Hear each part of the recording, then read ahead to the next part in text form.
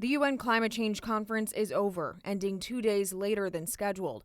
Madrid hosted the 12-day summit. It became the longest meeting for climate talks in 25 years. But the extended time didn't help countries break through major sticking points, prompting disdain from many, including UN Secretary General António Guterres and activist Greta Thunberg. The goal of the conference, known as COP25, was to nail down rules and regulations that will help countries meet targets from the 2015 Paris Climate Accord.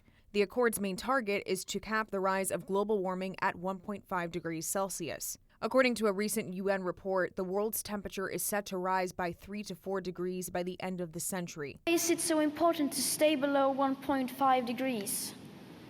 Because even at 1 degree, people are dying from the climate crisis. Delegates couldn't reach a consensus on how to regulate international carbon markets, according to a statement from Helen Mountford, the vice president for climate and economics at the World Resources Institute. She also said developed countries failed to provide sufficient assurance of financially helping smaller countries who don't heavily contribute to climate change deal with immense climate impacts. Mountford said 80, mainly smaller countries agreed to amp up their climate ambition in 2020. But delegates said China, Brazil, Australia, and Saudi Arabia were among several larger countries hesitant of bolder action. They should act right now because the climate change problem should be taken seriously.